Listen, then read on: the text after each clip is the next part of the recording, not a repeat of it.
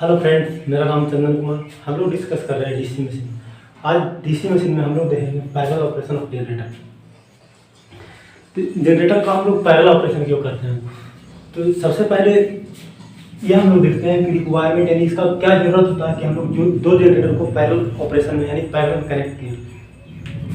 तो दो जनरेटर को हम लोग पैरेलल में कनेक्ट करते हैं। इसका पहला रीजन ये होता है कि जैसे लोड डिमांड बढ़ गया तो उसको फुलफिल करने के लिए हम लोग दो या दो से अधिक जनरेटर को पैरेलल में कनेक्ट करते हैं। दूसरा रीजन इसका होता है कि अगर हम दो जनरेटर को पैरेलल में कनेक्ट करते हैं तो इस कंडीशन से क्या होता है, रिलायबिलिटी यानी विश्वसनीयता बढ़ता है। जैसे एक जनरेटर है, उसमें कुछ खराबी आया तो उस कारण से पूरा सिस्टम इंटरप्ट हो जाएगा। लेकिन वही 2, 3 या 4 जनरेटर रहेगा तो उसमें एक में खराबी आएगा तो बाकी 3 तो सप्लाई करेगा। तो उस कंडीशन में क्या होता है, रिलायबिलिटी यानी विश्वसनीयता बढ़ता है। तीसरा चीज़ इसमें क्या होता है कि जैसे चल तो रहा है जनरेटर लेकिन उसमें कुछ रिपेयर करवाना हो, यानी अगर उस रिपेयर को नहीं करवाएंगे तो और ज़्यादा हार्मफुल इफेक्ट आगे दिखाएगा। तो हमको रिपेयर करवाना है। तो अगर एक जनरेटर रहेगा तो उसको हम लोग अगर रिपेयर करेंगे तो उस कंडीशन में भी आपका पूरा सप्लाई इंटरप्ट कर जाएगा। लेकिन वही अगर एक से अधिक जनरेटर पैरेलल में कनेक्ट रहेगा तो हम आसानी से एक को निकाल करके रिपेयर करवा सकते हैं। इसके बाद हम लोग देखते हैं कि पैरेलल में कनेक्ट करने का एक और रीजन होता है कि जनरेटर को उसको इफिशिएंट वे में यूज कर सकते हैं। तो ये तो कारण होता है पैरेलल ऑपरेशन करने का। सबसे पहले हम लोग देखें कि लोड बढ़ गया तो उस लोड डिमांड को फुलफिल करने के लिए हम लोग एक से अधिक जनरेटर को पैरेलल में ऑपरेट करा देते हैं। अब पैरेलल ऑपरेशन कराने के लिए जैसे देखिए एक बस बार होता है। बस बार पे हम लोग पैरेलल में जनरेटर को ऐड करते हैं। देखिए मान लीजिए ये जनरेटर है, ये पॉजिटिव टर्मिनल है और ये नेगेटिव टर्मिनल है।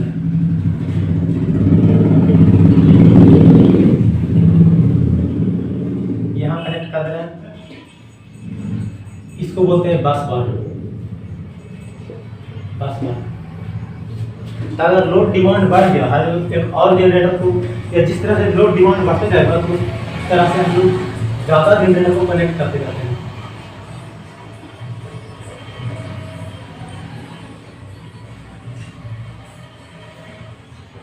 अब देखिए इसको कनेक्ट करना है इसमें।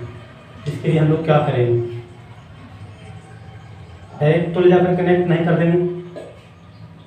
इसको कनेक्ट करना है तो जब भी दो जनरेटर को कनेक्ट करना रहता है तो कुछ, अब देखिए बस बार से हम लोग सप्लाई देते हैं लोड को, तो मान लीजिए कि आगे लोड कनेक्ट है। तो एक जनरेटर जो जनरेटर पहले से काम कर रहा है यानी लोड को सप्लाई दे रहा है तो उसको हम लोग बोलते हैं रनिंग जनरेटर। और जिसको हमको पैरेलल में कनेक्ट करना है यानी अब पैरेलल में कनेक्ट करना है उसको बोलते हैं इनकमिंग जनरेटर। तो ये आपका है रनिंग जनरेटर और ये है आपका इनकमिंग जनरेटर।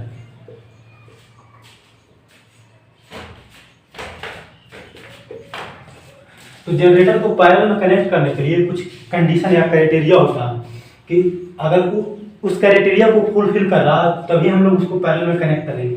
तो पहला क्राइटेरिया ये होता है कि दोनों को जो कनेक्ट कर रहा है जनरेटर का तो दोनों को टर्मिनल वोल्टेज सेम होना चाहिए। यानी जैसे देखिए इसका पॉजिटिव टर्मिनल ये है तो इसको पॉजिटिव टर्मिनल को इस बस बार के इस सेगमेंट से कनेक्ट किए हैं तो इसका भी जो पॉजिटिव टर्मिनल इसका भी कोई पॉजिटिव होगा और नेगेटिव होगा। तो इसका ही पॉजिटिव टर्मिनल को उसी बस से कनेक्ट करेंगे। इसका नेगेटिव को इससे कनेक्ट किए हैं तो इसका नेगेटिव को भी इसी से कनेक्ट करेंगे।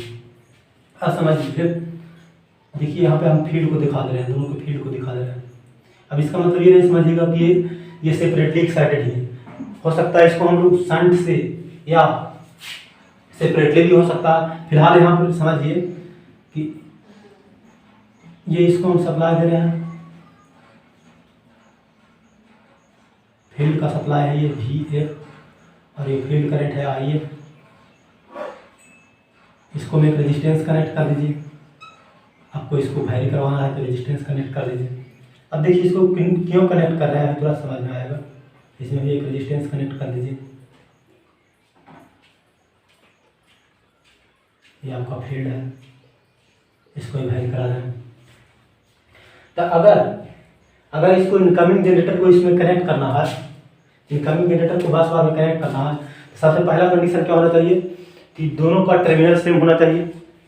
दूसरा कंडीशन ये होना चाहिए कि दोनों का terminal voltage, full load terminal voltage same होना चाहिए, यानी बराबर होना चाहिए, इक्वल होना चाहिए।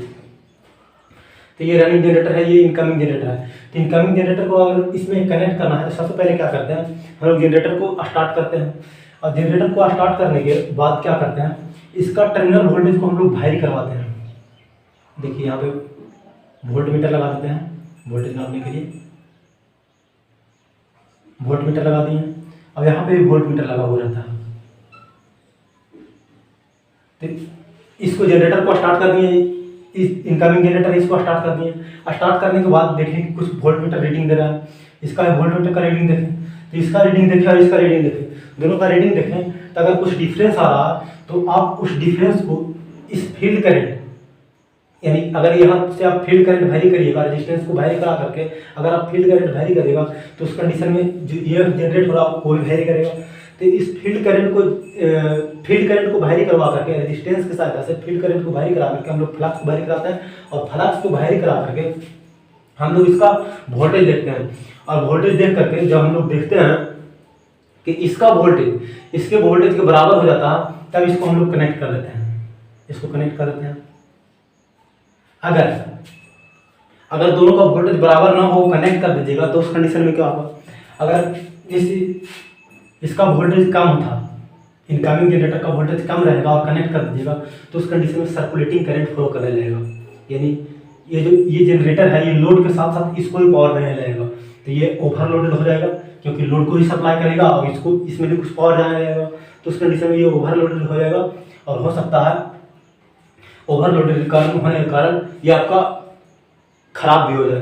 तो इस कारण से हम लोग सबसे पहले क्या करते हैं कि इसको ओपन रखते हैं, ओपन रख करके यहाँ पे वोल्ट मीटर लगा करके इसको वोल्टेज को चेक करते हैं, चेक करके फील्ड करंट के माध्यम से, यानी फील्ड को वेरी करा करके, फ्लक्स को वेरी करवा करके इसका हम लोग वोल्टेज को चेक करते रहते हैं। और जब देखते हैं कि अब हमको कनेक्ट कर देना चाहिए पैरेलल में, यानी इसके वोल्टेज के बराबर ये वोल्टेज हो जाता है, तब इसको हम लोग पैरेलल में कनेक्ट कर देते हैं। तो यहाँ तक हम देखें कि किस तरह से एक इनकमिंग जनरेटर को बस बार के साथ कनेक्ट करते हैं।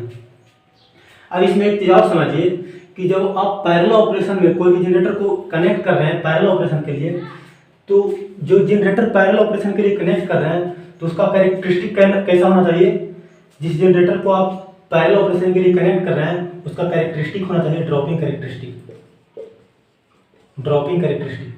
यानी पैरेलल ऑपरेशन के लिए जो जनरेटर को कनेक्ट कर रहे हैं उस जनरेटर का कैरेक्टरिस्टिक होना चाहिए ड्रॉपिंग कैरेक्टरिस्टिक।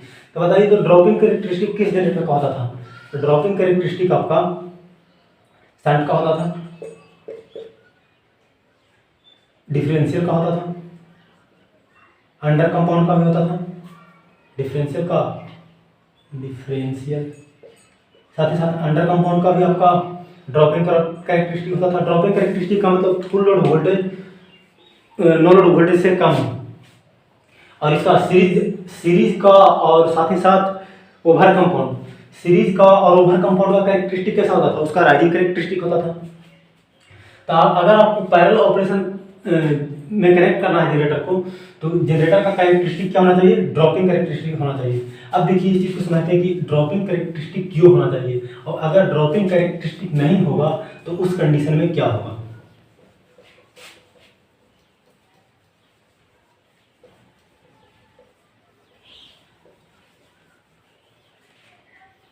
देखिए दो जनरेटर हैं, दो शंट जनरेटर ले रहे हैं, पहले शंट जनरेटर ले रहे हैं।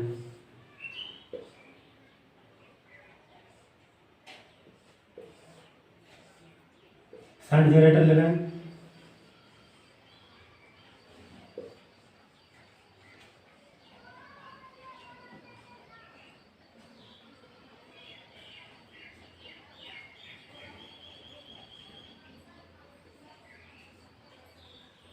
मान लीजिए कि ये 10 बार है आपका,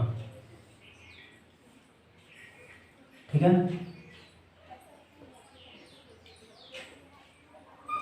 ये पॉजिटिव टर्मिनल है, ये नेगेटिव टर्मिनल है, ये पॉजिटिव है, ये नेगेटिव है। ये पॉजिटिव से कनेक्ट कर दिए और ये नेगेटिव से कनेक्ट कर दिए।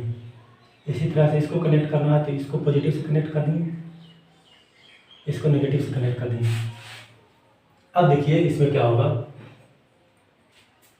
जैसे हम 10 बार का वोल्टेज मान ले रहे हैं V, 10 बार वोल्टेज V मान ले रहे हैं, और इसमें जो जनरेट हो रहा है ये जनरेटर 1 है तो इसके लिए जनरेटेड EMF E1 मान ले रहे हैं और इसके लिए जनरेटेड EMF E2 मान ले रहे हैं।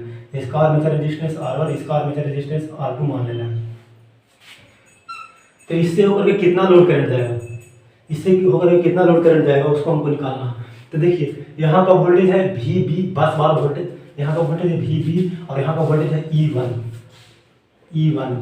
तो इससे कितना करंट जाएगा, इससे अगर मान लेते हैं अगर I1 करंट इससे जा रहा है, इससे I1 करंट जा रहा है, इससे I2 करंट जा रहा है, तो I1 को लिख सकते हैं हम I1 इक्वल टू यहाँ पे है E1 minus VB by R1।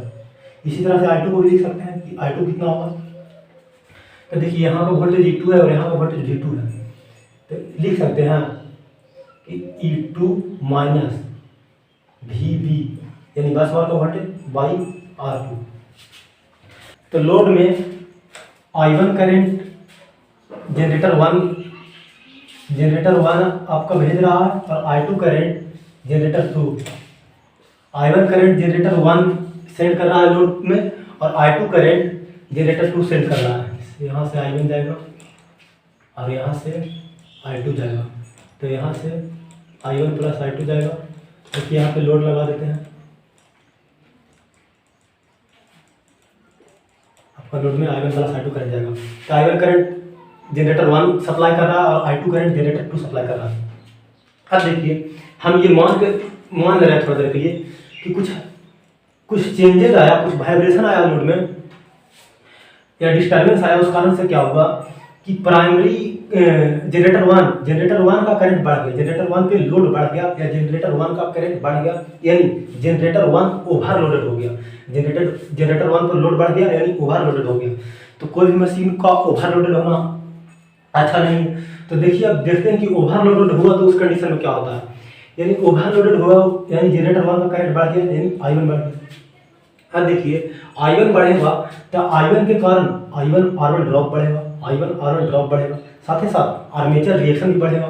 तो I1 R1 ड्रॉप के कारण भी E1 घटेगा, I1 R1 ड्रॉप के कारण भी इस टर्मिनल पे वोल्टेज घटेगा और साथ ही साथ आर्मेचर रिएक्शन के कारण भी इस टर्मिनल पे वोल्टेज घटेगा।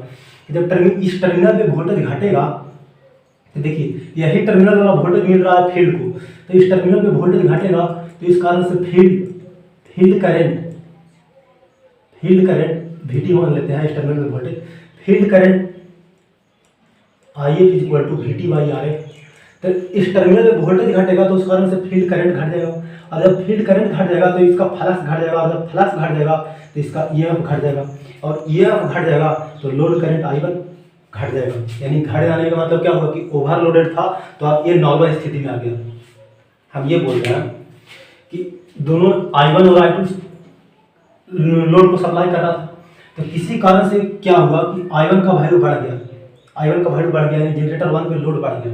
तो जनरेटर 1 पर लोड बढ़ जाएगा तो उस कंडीशन में क्या रिस्पॉन्स होगा इसका वो देख रहे हैं। तो जनरेटर 1 पर लोड बढ़ेगा तो I1 R1 ड्रॉप बढ़ेगा, साथ ही साथ आर्मेचर रिएक्शन का इफेक्ट बढ़ेगा।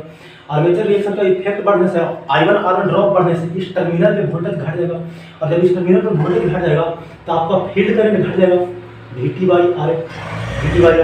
जब फील्ड करंट घट जाएगा तो आपका फ्लक्स घट जाएगा, और फ्लक्स घट जाने से आपका EMF घट जाएगा। जब EMF घट जाएगा तो I1 का वैल्यू अपने आप कम जाएगा, यानी जो जनरेटर ओवरलोडेड था वो नॉर्मल स्थिति में आ गया।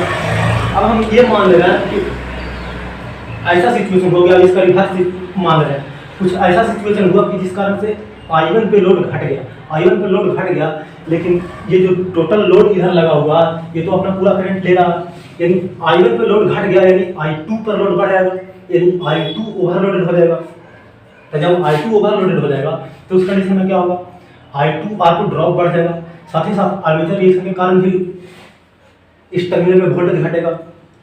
सेम सिचुएशन इसमें भी होगा, यानी पहले इसको ओवरलोडेड देख रहे थे तो उसको अपने आप मैनेज कर लिया। अगर ये ओवरलोडेड होगा तो सेम तरीके से ये भी मैनेज कर लेगा। देखिए इसमें लोड बढ़ेगा यानी I2 R2 ड्रॉप बढ़ेगा, साथ ही साथ आर्मेचर रिएक्शन के कारण इस टर्मिनल में वोल्टेज घट जाएगा, यानी इसमें जाने वाला फील्ड करंट IF2, इसमें जाने वाला फील्ड करंट IF1 मान लीजिए, इसमें जाने वाला फील्ड करंट IF2 का वैल्यू घट जाएगा, यानी इस फ्लक्स I2 का वैल्यू घट जाएगा, यानी E2 का वैल्यू घट जाएगा। जब E2 का वैल्यू घट जाएगा तो I2 का वैल्यू घट जाएगा, यानी जो जनरेटर ओवरलोडेड था वो अपने आप नॉर्मल सिचुएशन में आ गया।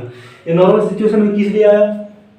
ये नॉर्मल सिचुएशन में क्यों आया? नॉर्मल सिचुएशन में इसलिए आया क्योंकि जनरेटर का कैरेक्टरिस्टिक ड्रॉपिंग कैरेक्टरिस्टिक था। अगर यही हम सीरीज जनरेटर लें तो देखिए उस कंडीशन में क्या होगा। अगर हम दो सीरीज जनरेटर को पैरेलल में कनेक्ट करें, देखिए उस कंडीशन में क्या होता है। ये तो दो शंट जनरेटर हम लोग ले रहे थे और उसको पैरेलल में कनेक्ट कर रहे थे, तो देख रहे थे कि कोई जनरेटर अगर ओवरलोडेड हो रहा था तो उसको अपने आप मैनेज कर ले रहा था। लेकिन अब हम सीरीज जनरेटर ले रहे हैं, दो सीरीज जनरेटर को हम लोग पैरेलल में कनेक्ट करते हैं।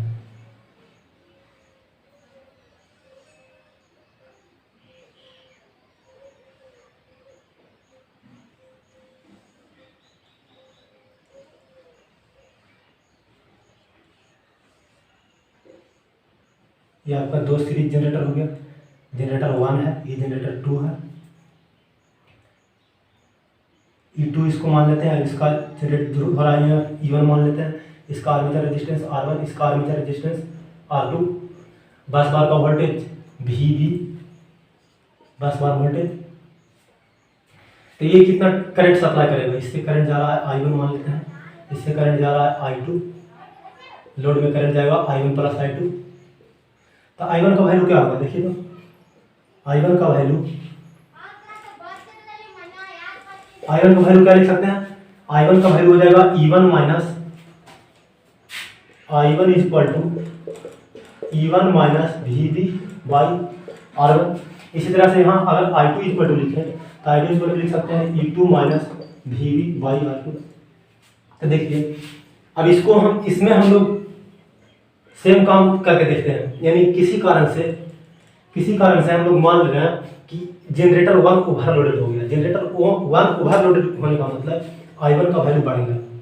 जनरेटर 1 ओवरलोडेड होने का मतलब I1 का वैल्यू बढ़ गया।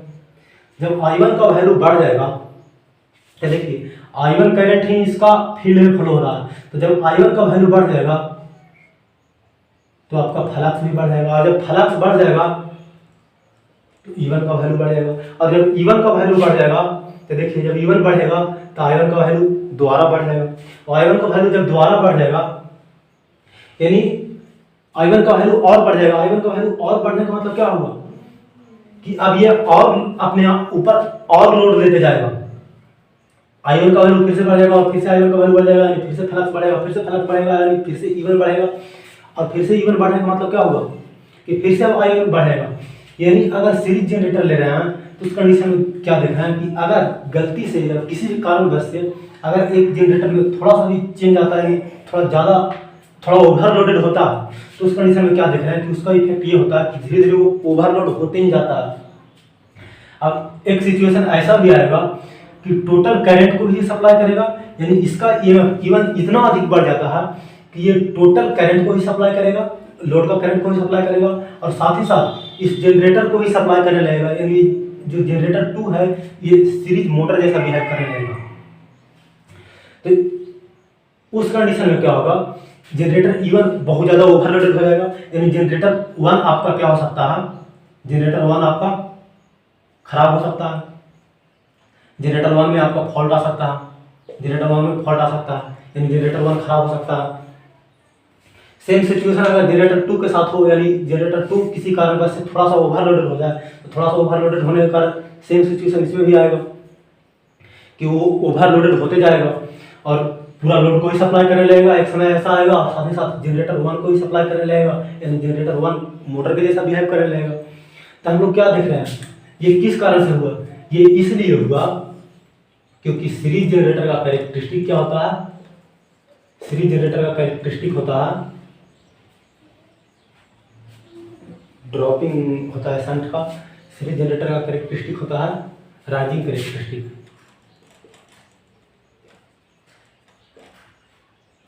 तो इसीलिए हम लोग जब पैरेलल ऑपरेशन करते हैं तो सीरीज जनरेटर को पैरेलल ऑपरेशन करने के लिए सीरीज जनरेटर को चूज नहीं करते हैं। पैरेलल ऑपरेशन करने के लिए हम लोग शंट जनरेटर को लेते हैं, यानी जिसका ड्रॉपिंग कैरेक्टरिस्टिक हो। अगर सीरीज जनरेटर का आपको पैरेलल ऑपरेशन करना भी है तो उस केस में क्या कीजिए कि इसका फील्ड इससे कनेक्ट कर दीजिए, यानी दोनों का फील्ड को इंटरचेंज कर दीजिए। जैसे देखिए क्या बोल रहे हैं,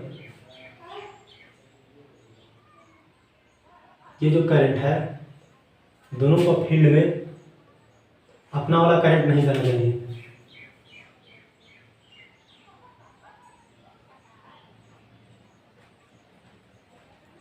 इसको सीरीज जनरेटर सीरीज के जैसा यूज करना है तो क्या कीजिए, ये हो गया I1 और इससे हो जाएगा I2 और इसको कनेक्ट कर दीजिए।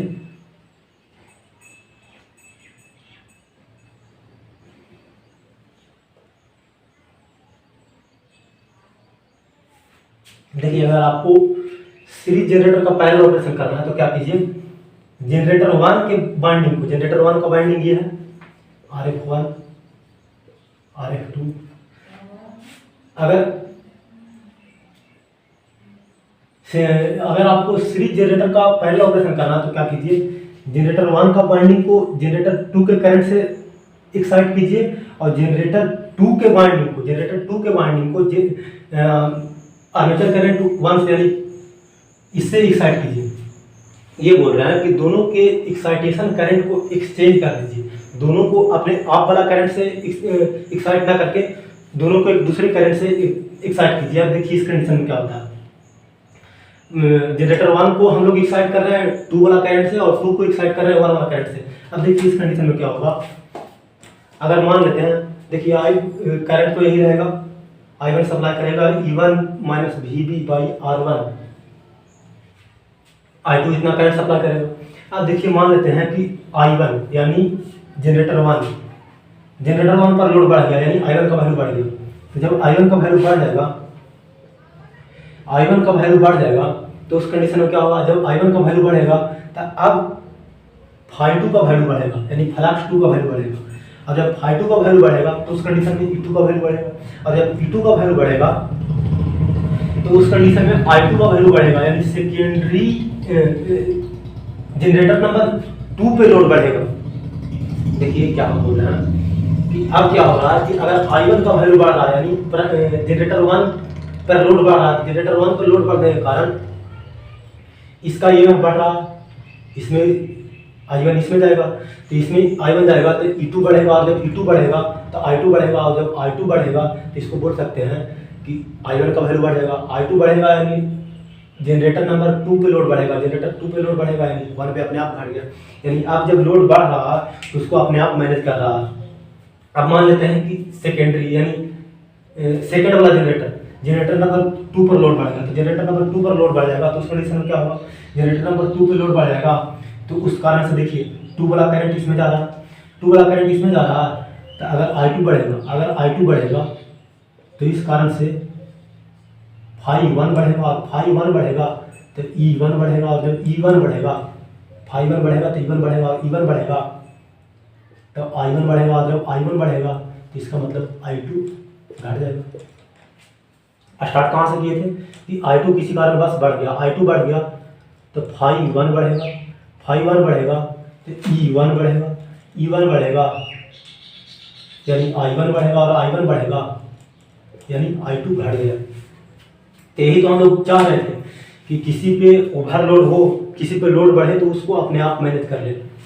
आई होप अभी तक बताया जो आप लोग को समझ में आया होगा। अब पैरेलल ऑपरेशन ऑफ जनरेटर में एक चीज़ आप और याद रखिएगा। सबसे पहले तो पैरेलल ऑपरेशन में हम लोग देखें कि ड्रॉपिंग कैरेक्टरिस्टिक नेचर का होना चाहिए जनरेटर, जो जनरेटर को पैरेलल में ऑपरेशन में आप कनेक्ट कर रहे हैं तो उसका कैरेक्टरिस्टिक क्या होना चाहिए, ड्रॉपिंग कैरेक्टरिस्टिक होना चाहिए। पैरेलल ऑपरेशन में कनेक्ट करने के लिए जो जनरेटर को कनेक्ट कर रहे हैं उसका कैरेक्टरिस्टिक क्या होना चाहिए, ड्रॉपिंग कैरेक्टरिस्टिक कर रहे हैं होना चाहिए। ड्रॉपिंग कैरेक्टरिस्टिक होगा तो उस पर अगर लोड घट बढ़ेगा तो उसको अपने आप मैनेज कर लेगा। ड्रॉपिंग कैरेक्टरिस्टिक में भी जिसका ड्रॉपिंग कैरेक्टरिस्टिक अधिक होगा वो कम लोड को शेयर करेगा, जिसका ड्रॉपिंग कैरेक्टरिस्टिक कम होगा वो अधिक लोड को शेयर करेगा। जैसे देखिए 2 जनरेटर ले रहे हैं, 2 जनरेटर ले रहे हैं, ये बस बार है, ठीक है।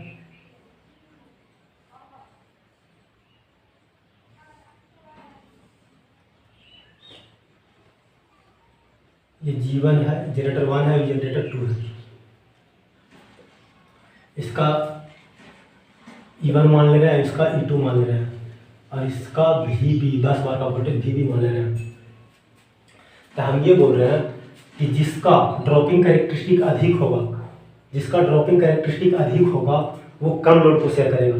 तो मान लीजिए कुछ देर के लिए कि E1 equal to E2 equal to E है, तो करंट I1 जो जाएगा, I1 इक्वल टू क्या होगा, I1 equal to E minus VB by R1, I2 equal to E minus VB by R2। तो हम ये बोल रहे हैं कि जिसका ड्रॉपिंग कैरेक्टरिस्टिक अधिक होगा, ड्रॉपिंग कैरेक्टरिस्टिक अधिक होने का मतलब कि ड्रॉपिंग कैरेक्टरिस्टिक अधिक होने का मतलब, जैसे देखिए ड्रॉपिंग कैरेक्टरिस्टिक होता किस तरह से है, ये वोल्टेज VT होता है और यहाँ पे आर्मेचर करंट I होता है। एक जनरेटर ये है और एक जनरेटर ये है, ठीक है। तो अगर ये 1 है ये 2 है मान लेते हैं, तो 2 का ड्रॉपिंग कैरेक्टरिस्टिक अधिक है, यानी ड्रॉपिंग कैरेक्टरिस्टिक अधिक होने का मतलब कि इसका टर्मिनल वोल्टेज ज़्यादा गिर जा रहा है, सेम लोड करंट के लिए इसका टर्मिनल वोल्टेज ज़्यादा गिर जा रहा है।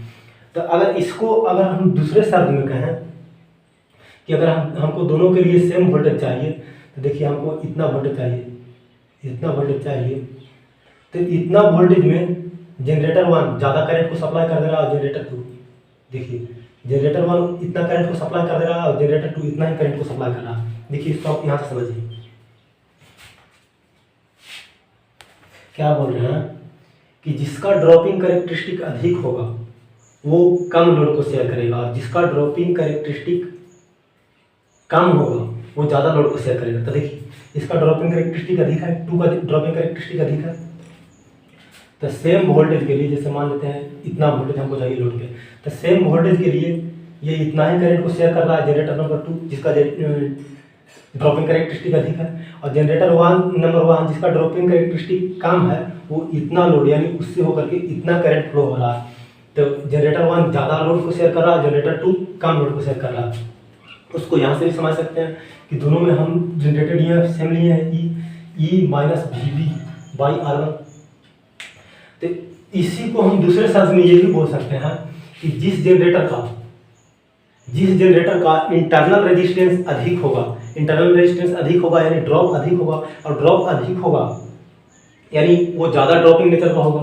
तो जिसका इंटरनल रेजिस्टेंस इंटरनल रेजिस्टेंस या इसी को बोलते हैं आर्मेचर रेजिस्टेंस, इंटरनल रेजिस्टेंस यानी जो इंटरनल में ड्रॉप होता है। तो जिसका इंटरनल रेजिस्टेंस या आर्मेचर रेजिस्टेंस अधिक होगा उसमें ड्रॉप भी अधिक होगा, और ड्रॉप जब अधिक होगा तो उसका ड्रॉपिंग कैरेक्टरिस्टिक भी अधिक होगा, उसका ड्रॉपिंग भी अधिक होगा।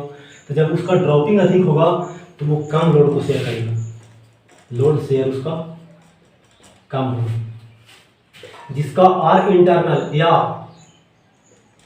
आर आर्मेचर कम होगा, आर आर्मेचर कम होगा तो उसमें ड्रॉप भी कम होगा, ड्रॉप कम होगा यानी उसका ड्रॉपिंग कैरेक्टरिस्टिक भी कम होगा, ड्रॉपिंग कैरेक्टरिस्टिक कम होगा तो उसका लोड शेयर अधिक होगा।